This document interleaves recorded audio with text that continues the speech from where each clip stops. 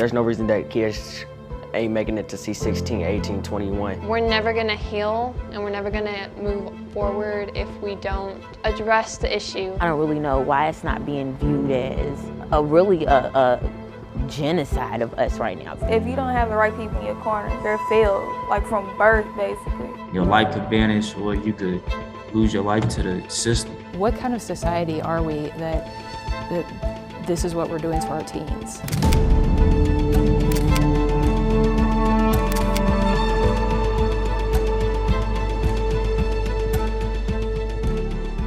We are currently living through one of Louisville's most deadly years on record. The gun violence has spread through every section of our society.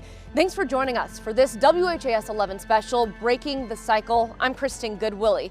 We have heard from lawmakers, police, community leaders. So for the past few months, we have been listening. Tonight, you're going to hear from average people living in the areas showered by gunshots and a man sucked into the system, locked up at just 16. But most importantly, a message from teenagers who have been impacted by this violence and empowered to change.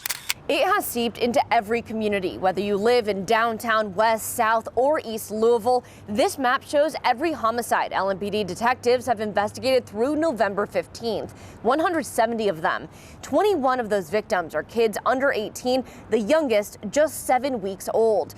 More kids have been killed in the 40211 and 40212 zip codes, with 4 kids killed in each zip code.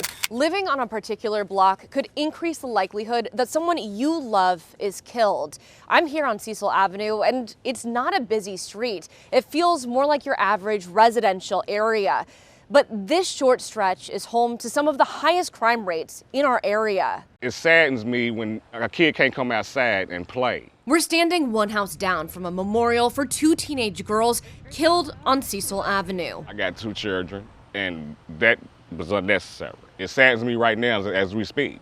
I knew the girls. This short stretch has seen more homicides than any other in Louisville. Sometimes I hear a lot of fireworks. I think it depends now. Gunshots and fireworks sound the same. While we were there, it was mostly quiet. School buses dropped kids off.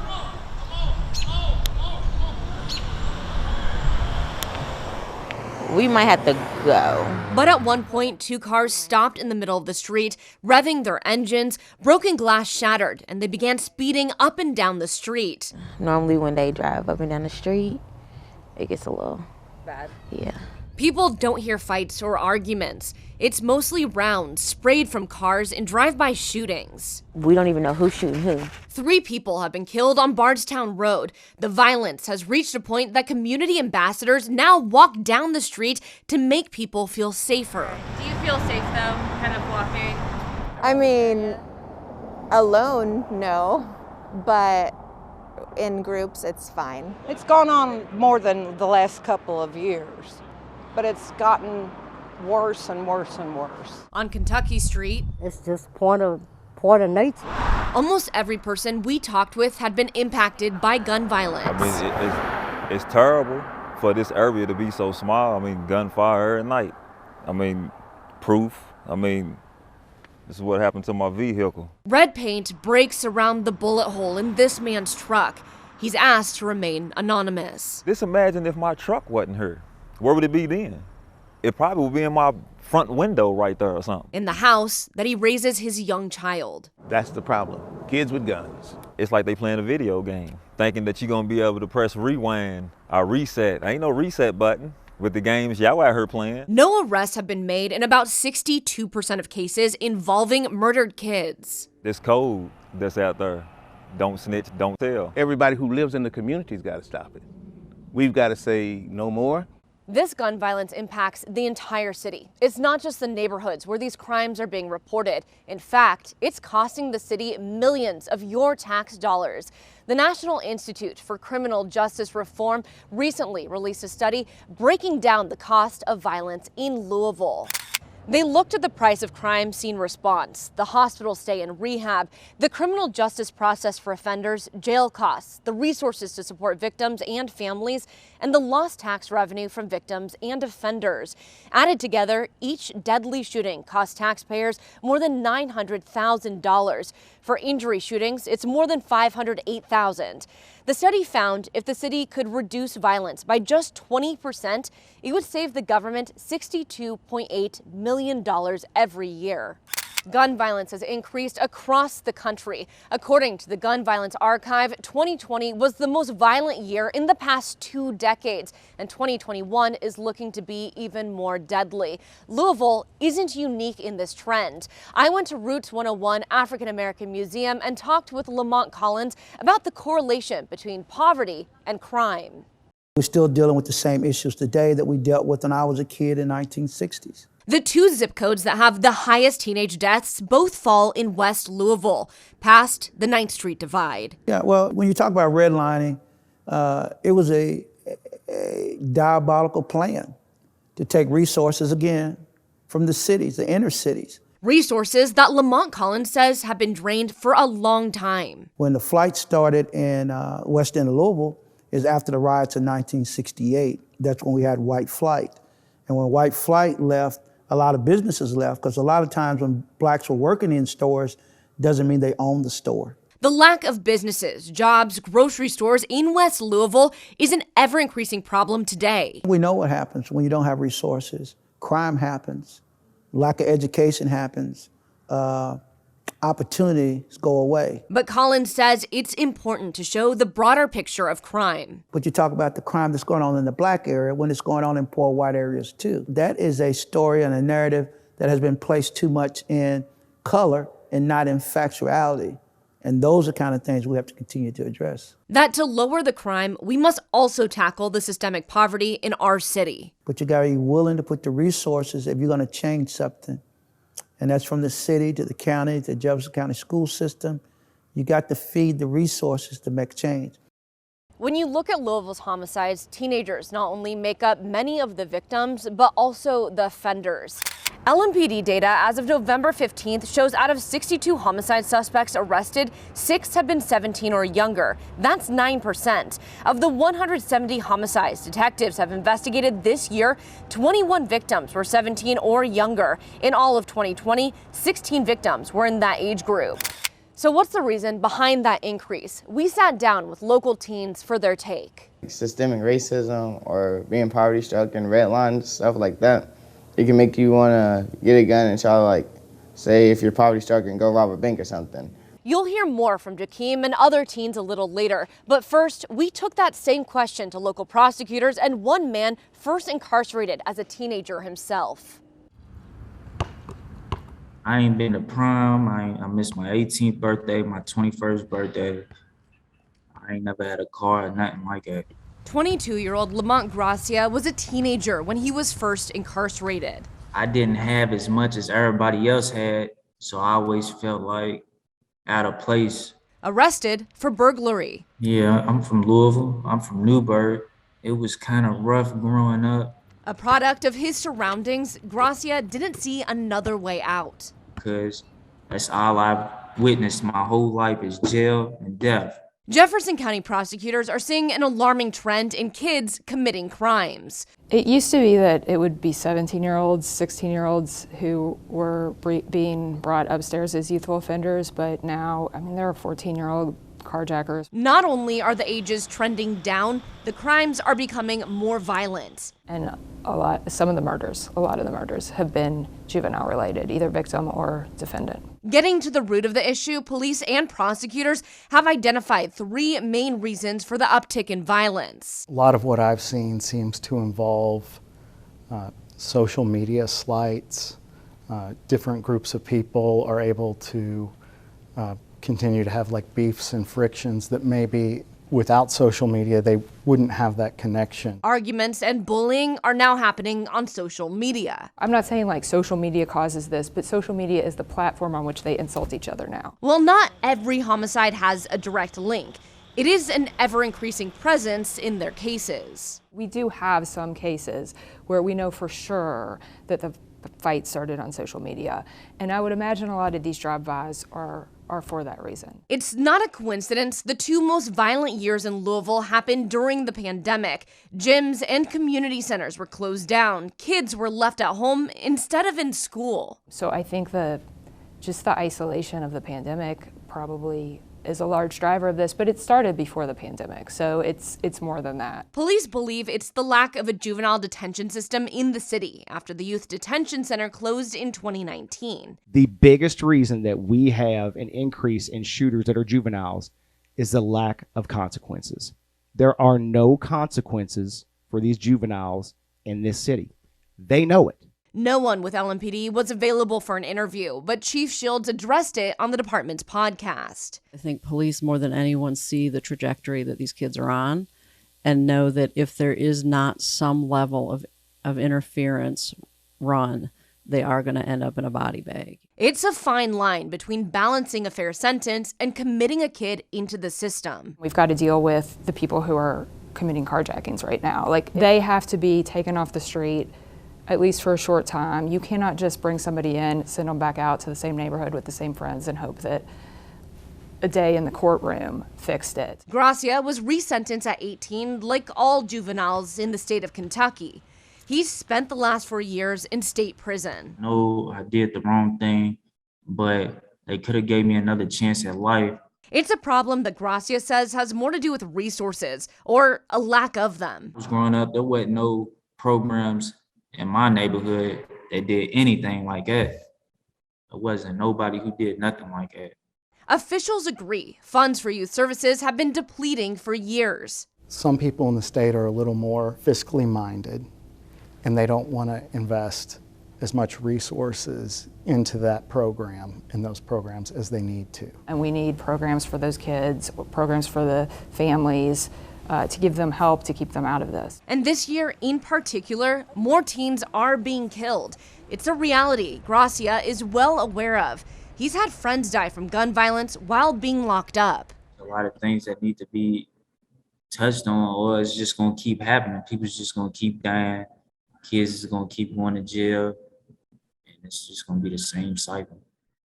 City leaders say they're working with the state to address the youth detention center issues. But in the meantime, Metro Council has approved $3 million to go towards a juvenile assessment center. Right now, when an officer arrests a juvenile, they have to stay with them for several hours. The assessment center would provide a place for kids in custody to wait and remain supervised until a judge determines next steps. The funds will be used to hire 5 court-sworn officers to work the facility, freeing up police. The Juvenile Justice Advisory Committee is setting up a work group to advise on this project. You've heard from the officials, but next, hear directly from the teens themselves. Do you guys feel safe? No. No. It's no safety. How the violence impacts their everyday lives when we come back. We have an entire generation growing up with yearly school shootings, surviving a pandemic, yet persevering despite growing violent crime rates. They are our future, and yet they rarely get a seat at the table. So we pulled up a chair to listen to teens from all corners of our community for a roundtable discussion. What we found is all of them had been impacted by violence, and they have a message they would like you to hear.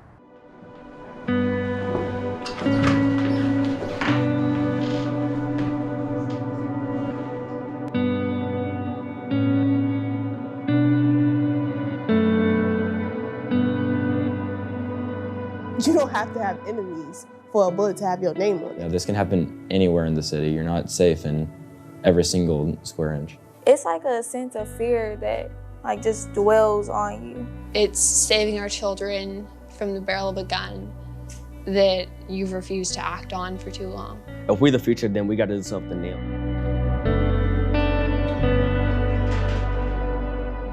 We went to Roots 101 and sat down with 10 teenagers, ranging in age from 14 to 17 years old.